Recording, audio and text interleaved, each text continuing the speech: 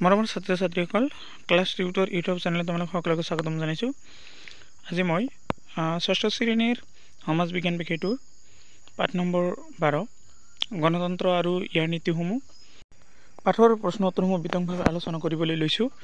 যদিও ভিডিঅ'টো তোমালোকৰ ভাল লাগিছে, এটা লাইক কৰিবা, লগতে চেনেলটো ছাবস্ক্ৰাইব কৰি ৰাখিবা। এতিয়া তোমালোকৰ মেইন ভিডিঅ'লৈ যাওঁ আমি।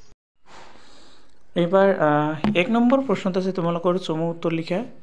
তাৰ নম্বৰটো চাবা কি কৈছে, গণতন্ত্ৰৰ এটা নীতিৰ নাম লিখা। তোমালোকৰ কিতাপ অনুযায়ী তোমালোকে বিভিন্ন কেইটা নীতিৰ নাম পাই আহিছা, যেনেকুৱা স্বাধীনতা, ন্যায়, সমতা, ভাতৃত্ববোধ, এইবোৰ নীতি আছিল।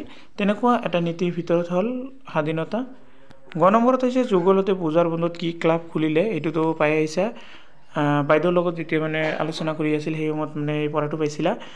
যুগলতে পূজাৰ বন্ধত এটা ক্ৰিকেট ক্লাব খুলিলে। নম্বৰ মহাত্মা গান্ধীয়ে দক্ষিণ আফ্ৰিকাত কি আন্দোলন কৰিছিল। এইটোও আছে যে কিছু বছৰ আগত স্বাধীনতাৰ আগত দক্ষিণ আফ্ৰিকাত আমাৰ ভাৰতীয় মানুহসকলক কি বহুতো অত্যাচাৰ কৰিছিল। দক্ষিণ আফ্ৰিকাৰ পৰা ভাৰতৰ মানুহক ইমান স্বীকৃতি দিয়া নাছিল, ভাৰতীয় মানুহক সোমাব দিয়া নাছিল। সেই সময়ত মহাত্মা গান্ধীয়ে দক্ষিণ আফ্ৰিকাত থকা অৱস্থাত সত্যাগ্ৰহ আন্দোলন কৰিছিল। 2 নম্বৰত আছে উত্তৰ দিয়া। নম্বৰটো হ'ল গণতন্ত্ৰ জনপ্ৰিয় হোৱাৰ কাৰণ কি। উত্তৰটো হ'ল পোনপটীয়া বা আওপকীয়াকৈ সকলো লোকে দেশৰ শাসন ব্যৱস্থাত অংশগ্ৰহণ কৰাকে সুবিধা পায়। এইটো জনপ্ৰিয় এই কাৰণেও সুবিধা হৈছে যে আমাৰ দেশৰ ধনী দুখীয়া,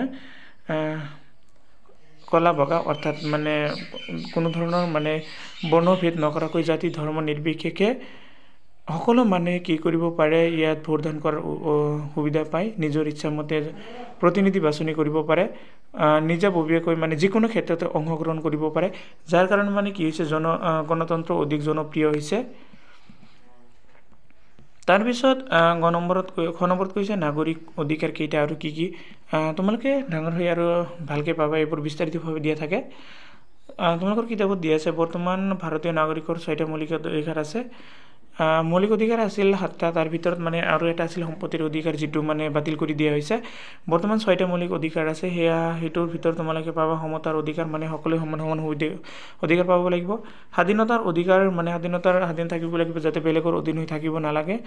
নম্বৰ হৈছে শোষণৰ বিৰুদ্ধে অধিকাৰ, যাতে তুমি তোমাক কোনেও শোষণ কৰিব নোৱাৰে, তুমি বেলেগৰ তলতীয়া হৈ কাম কৰিব নোৱাৰে, সেইটো অধিকাৰ থাকিব লাগিব। তাৰপিছত কৈছে সাংস্কৃতিক আৰু শিক্ষাৰ অধিকাৰ, এইটো হ'ল গুৰুত্বপূৰ্ণ অধিকাৰ। সাংস্কৃতিক লাগিবই আৰু শিক্ষাৰ অধিকাৰটো বাধ্যতামূলক। তাৰপিছত 5 নম্বৰ হৈছে সাংবিধানিক প্ৰতিকাৰৰ অধিকাৰ, আৰু 6 নম্বৰত আছে ধৰ্মীয় অধিকাৰ, আৰু 7 নম্বৰ তোমালোকক ক'লে সম্পত্তিৰ অধিকাৰ এটা আছিল, যিটো বাতিল কৰি দিয়া হৈছে। এবাৰ নম্বৰত কৈছে তুমি দেশৰ কাৰণে কৰিব পৰা 2টা কৰ্তব্যৰ বিষয়ে উল্লেখ কৰা। তুমি নিজৰ দেশৰ কাৰণে কি কি কৰিব পাৰা, সেইটো বিষয়ে 2টা কৰ্তব্য লিখিব দিছে। ইয়াত চোৱা 1 নম্বৰত এটা কৈছে বৃক্ষ ৰোপণ কৰি দেশখন বিশুদ্ধ কৰি ৰাখিব পাৰিম। 2 নম্বৰত কৈছে পঢ়া শুনা কৰি শিক্ষা লাভ কৰি দেশৰ উন্নতিৰ বাবে নানান যন্ত্ৰ পাতিৰ আৱিষ্কাৰ কৰিব পাৰিম। নাইবা তুমি কি কৰিব পাৰা, শিক্ষা লাভ কৰি সমাজ এখনৰ ভাল প্ৰতিনিধি হিচাপে সমাজৰ উন্নয়নৰ কামত আগবঢ়াব পাৰা, উন্নয়ন কৰিব পাৰা। ব্যক্তিগতভাৱে এই বিদ্যালয় খুলি শিশুসকলে শিক্ষাদান কৰা, এইবোৰসমূহ দেশৰ কাৰণে কি হয়, কৰ্তব্য হয়। তাৰপিছত ঘ নম্বৰত কৈছে প্ৰাকৃতিক পৰিৱেশ সুৰক্ষিত কৰিবলৈ তোমাক কি কি কাম কৰা উল্লেখ কৰিব দিছে। আমাৰ চাৰিওফালে যে তোমালোকে চৌপাশৰ প্ৰাকৃতিক পৰিৱেশটো কেনেকৈ সুৰক্ষিত কৰি ৰাখিব পাৰা, সেইটো বিষয়ে তোমালোকক লিখিব দিছে। তো তোমালোকে 1 নম্বৰত কৈছে বিনা কাৰণত গছ বন কটা বন্ধ কৰিব পাৰা। এইটো সঁচা কথা। গছ গছনি বন্ধ কৰিলে কি হ'ব, আমাৰ চাৰিওফালে পৰিৱেশখন সংৰক্ষণ হৈ থাকিব, সেউজীয়া পৰিৱেশৰ বৃদ্ধি হ'ব, আমাৰ প্ৰয়োজনীয় বৰষুণৰ পাম, যধে মধে বানপানীয়ে নহ'ব, গ্ল'বেলাইজেশ্যন অৰ্থাৎ গোলকীয় উষ্ণতাও হ্ৰাস পাব।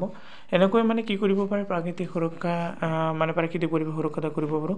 তো তোমালোকক এইখিনি জনাৰ আগতে আৰু এটা কৈছোঁ, যদি ভিডিঅ'টো ভাল লাগিছে লাইক কৰিবা আৰু অৱশ্যেই চেনেলটো ছাবস্ক্ৰাইব কৰি ৰাখিবা। 2 নম্বৰত কৈছে বৃক্ষ ৰোপণ কৰিব পাৰোঁ। 3 নম্বৰত আছে বনৰীয়া জীৱ জন্তুৰ কোনো অপকাৰ নকৰা। জীৱ জন্তুবোৰ আমি কি কৰিব পাৰোঁ, সংৰক্ষণ কৰি ৰাখিব লাগিব। 4 নম্বৰত কৈছে প্লাষ্টিক পলিথিন জাতীয় প্ৰদূষকবোৰ বা হাবি বা মুকলি ঠাইত পেলোৱাৰ পৰা বিৰত থাকিম। এনেকুৱা কথা কৈছে, প্লাষ্টিক তোমালোকে জানো, প্লাষ্টিক পলিথিন আদি এনেকুৱা ধৰণৰ কৃত্ৰিম বস্তু, যিটো মাটিত পেলালে মাটিৰ লগত পচি নাযায়, মিহলি নাযায়। ই যেনেকুৱা বস্তু সেনেই থাকে, গতিকে মাটিটো কি হয়, প্ৰদূষণ হয়। সেইকাৰণে আমি এনেকুৱা ঠাইত পেলাব নালাগে, যিটো আমাৰ হাবি বা আমাৰ প্ৰাকৃতিক পৰিৱেশ ধ্বংস হয়।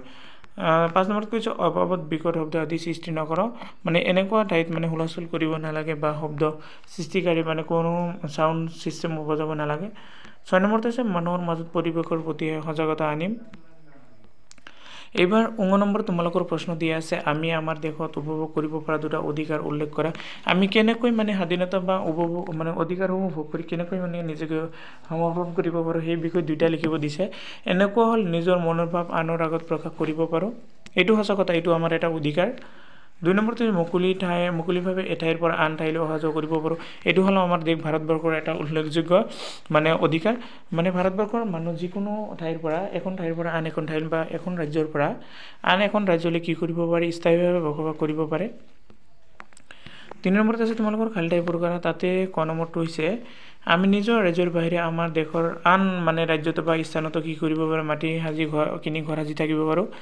ক নম্বৰত কৈছে শিশুৰ প্ৰাথমিক অধিকাৰ আইনখন কিমান চনত আছিল 2010 চনত কাৰ্যকৰী কৰা হয় আৰু গ নম্বৰত আছে ভাৰতবৰ্ষ এখন বিশাল গণতান্ত্ৰিক দেশ ঘ নম্বৰত আছে ভাৰতৰ ঐক্য আৰু সংহতি ৰক্ষা কৰাৰ মৌলিক কৰ্তব্য ঐক্য আৰু সংহতি ৰক্ষা কৰা আমাৰ মৌলিক কৰ্তব্য এবাৰ 4 নম্বৰ প্ৰশ্ন তোমালোকৰ হেক্টৰৰ কাহিনীটো পঢ়ি কৃষ্ণাংগ শ্ৰেণীয়ে কি অধিকাৰৰ পৰা বঞ্চিত হৈ আছিল কৃষ্ণ মানে কলা বৰ্ণৰ মানুহে বিশেষকৈ দক্ষিণ আফ্ৰিকাৰ কথা উল্লেখ কৰা যায় সেইসকল মানুহ মানে সেই হেক্টৰৰ যিটো কাহিনী আছিল সেইটো কাহিনীৰ মানে হিচাপে কি বিষয়ৰ পৰা তেওঁলোক মানে বঞ্চিত হৈ আছিল তো উত্তৰটো চোৱা 1 নম্বৰত কৈছে দক্ষিণ আফ্ৰিকাত কৃষ্ণাংগল সমতাৰ অধিকাৰৰ পৰা বঞ্চিত আছিল অৰ্থাৎ মানে বৰ্ণ বৈষম্যৰ প্ৰচলন আছিল বৰ্ণ বৈষম্য মানে এনেকুৱা মানে যিবোৰ মানে কলা আছিল সিহঁতক মানে চেই কৰিছিল মানে কুকুৰৰ নিচিনা খেদিব ব্যৱহাৰ কৰিছিল আৰু কৃষ্ণাংগ মানে ফৰ্চা বা যিহত মানে কি হয় মানে অলপ দেখাত সুশ্ৰী ধুনীয়া হয় সিহঁতে মানে অধিকাৰ পাইছিল কৃষ্ণাংগ মানে কলাসকল মানে কি হৈছিল সমান অধিকাৰ পোৱা নাছিল 2 নম্বৰত কৈছে তেওঁলোক মুকলিভাৱে এঠাইৰ পৰা আন ঠাইলৈ অহা যোৱা কৰিব নোৱাৰিছিল এটোও মানে সেই বৰ্ণ বৈষম্য মানে কলা আৰু বগাৰ মাজত ভেদ আছিল এটা শ্ৰেণীৰ লোকে আন এটা শ্ৰেণীৰ লোকৰ মাজত মিলামিছা কৰিব নোৱাৰিছিল অৰ্থাৎ তেওঁলোকে স্বাধীনতাৰ অধিকাৰৰ পৰা বঞ্চিত হৈছিল 3 নম্বৰত কৈছে হেতাংগসকলে কৃষ্ণাংগসকলক বলপূৰ্বক নিজ অন্য ভাষাৰ বিপৰীতে অন্য ভাষাত শিক্ষা গ্ৰহণ কৰিবলৈ বাধ্য কৰিছিল বলপূৰ্বক ভাষাৰ বিপৰীতে যেটো আছে হেতাংগসকল মানে যে মই কলো যে বগা বৰণীয়া মানে সুন্দৰ আৰু কৃষ্ণাংগসকল কলাসকল তেওঁলোকক মানে কি হৈছে নিজৰ ৰাজ্যৰ বা নিজৰ দেশৰ ভাষাৰ পৰা ভাষাৰ শিকিব দিয়া নাছিল বলপূৰ্বকভাৱে অৰ্থাৎ জোৰপূৰ্বকভাৱে হিতক বেলেগ এটা ভাষাৰ মানে শিকিবলৈ বাধ্য কৰাইছিল অৰ্থাৎ কৃষ্ণাংগসকলৰ সাংস্কৃতিক আৰু শিক্ষাৰ অধিকাৰো নাছিল আজিৰ ভিডিঅ' এইখিনিলৈকে ভিডিঅ'টো মানে চোৱাৰ বাবে তোমালোকক আটাইকে ধন্যবাদ জনাইছো